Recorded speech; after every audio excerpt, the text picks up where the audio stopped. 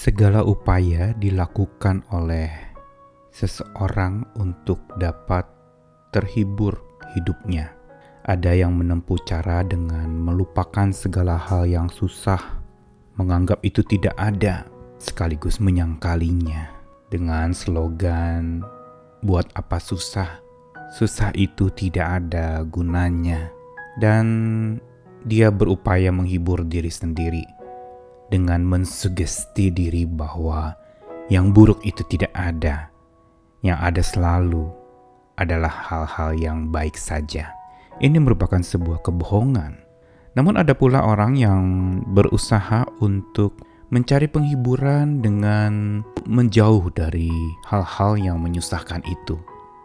Dia pergi menyepi dan menepi, menghindari akan kesusahan itu. Bahkan sedapat mungkin tidak lagi ada hubungan dengan hal-hal yang menyebabkan dia susah.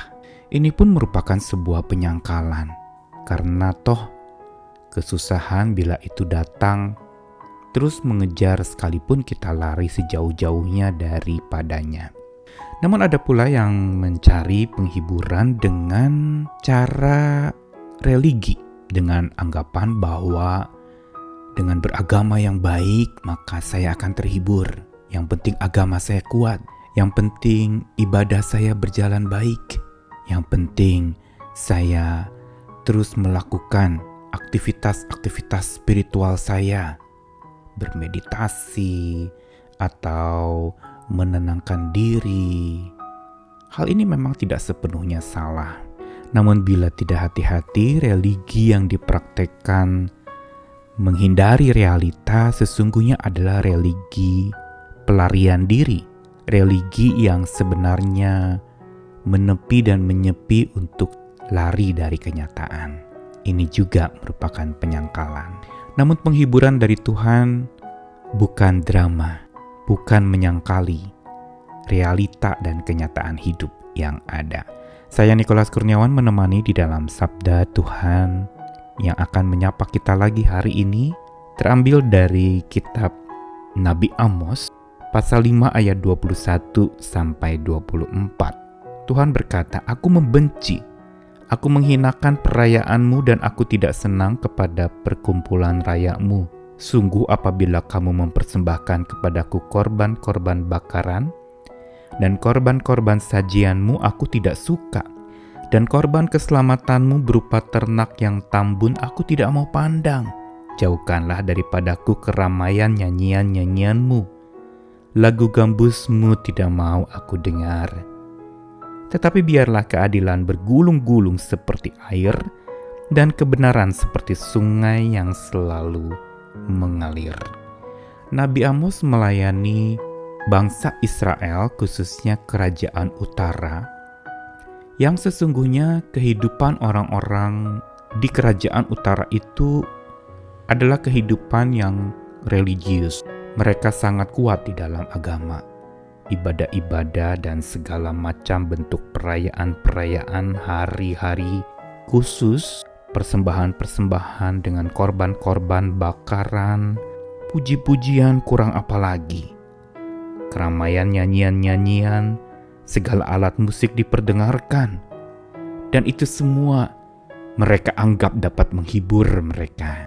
Mereka anggap religi dapat menjadi tempat di mana mereka menemukan penghiburan itu. Namun ada satu yang kurang dari jemaat kerajaan utara, yaitu sekalipun religi mereka sangat baik, taat beragama, ibadahnya tidak kurang, namun ada satu yang justru lemah, yaitu iman mereka tidak terbangun. Religi mereka luar biasa, tetapi relasi dengan Tuhan dan dengan sesama tidak terpraktekkan selaras dengan religi mereka yang giat mereka kerjakan. Dan disinilah Tuhan menegur keras lewat Nabi Amos untuk mereka yang religinya baik dan merasa diri mereka udah cukup baik dengan religi mereka. Dan mereka anggap religi sekaligus dapat menghibur mereka. Tapi pada faktanya mereka lari dari realita kenyataan hidup yang harus mereka hadapi. Mereka bermusik, mereka mempersembahkan korban, Mereka beribadah dengan segala macam tata liturgi yang ada, perkumpulan-perkumpulan raya dan perayaan-perayaan tentang Tuhan itu mereka peragakan, tapi relasi mereka dengan Tuhan justru tidak dekat. Mereka dekat dengan ritual-ritual, tetapi spiritual mereka kosong. Mereka dekat dengan berbagai macam upacara-upacara, seremoni-seremoni, tetapi testimoni dan kesaksian hidup mereka justru tidak baik. Yang kaya menjadi tambah kaya, sedangkan yang berkekurangan makin tertindas dan tidak ada yang memperhatikan. Disinilah Tuhan marah dan menegur keras kepada orang-orang Israel dari kerajaan utara itu lewat Nabi Amos. Dan teguran Tuhan tegas sekali dengan kata-kata yang sangat kuat. Aku membenci, aku menghinakan, aku tidak senang kepada ibadah-ibadahmu. Bahkan dikatakan aku tidak suka akan korban-korbanmu. Aku tidak mau pandang, jauhkan itu daripadaku. Betapa keras Tuhan mengatakan demikian. Sesungguhnya Tuhan ingin supaya orang-orang pada waktu itu mengalami kebangunan iman yang sesungguhnya, yang bukan kesengsem kepada ritual-ritual religius yang mereka praktekkan, bukan repot dan ribet dengan berbagai macam tata cara ibadah yang mereka susun begitu rupa, tetapi relasi mereka dengan Tuhan hampa. Relasi mereka dengan sesama itu menjadi dingin.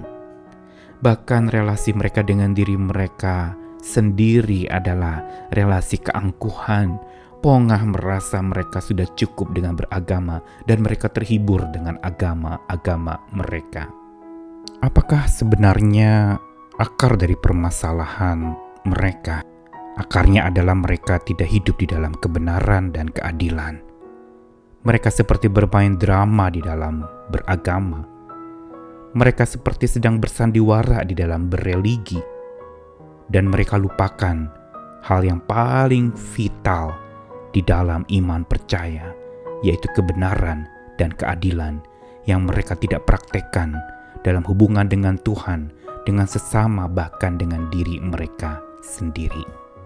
Dan ini semua ingin mengajarkan kepada kita tentang makna penghiburan dari Tuhan, yaitu bahwa penghiburan dari Tuhan itu bukan drama atau sebuah sandiwara yang menyangkali realita sambil berkata semua baik-baik saja, padahal kondisi sedang memburuk.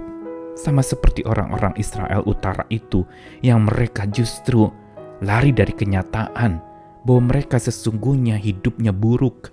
Mereka dandani dengan keagamaan, mereka topengi dengan berbagai macam ritual, untuk lalu mereka menutupi kebobrokan mereka sendiri. Dan karena agama mereka anggap sebagai sebuah drama, mereka seringkali mendramatisir segala sesuatu secara berlebihan. Pendramatisiran seringkali terjadi kepada sebuah peristiwa yang melanda hidup. Didramatisir dengan mengasihani diri sendiri, atau mendramatisir sesuatu yang kecil menjadi begitu besar. Tampaknya indah didengar, padahal hidup sedang susah setengah mati dan penuh dengan cemar.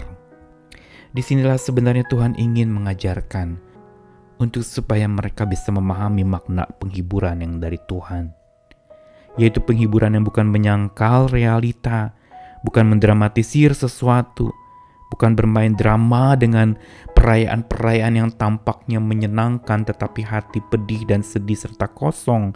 Penghiburan dari Tuhan sesungguhnya mengundang kita untuk bersahabat dan merangkul realita hidup kita sambil bertobat dan bergumul ditemani oleh Tuhan Sang Maha Cinta itu.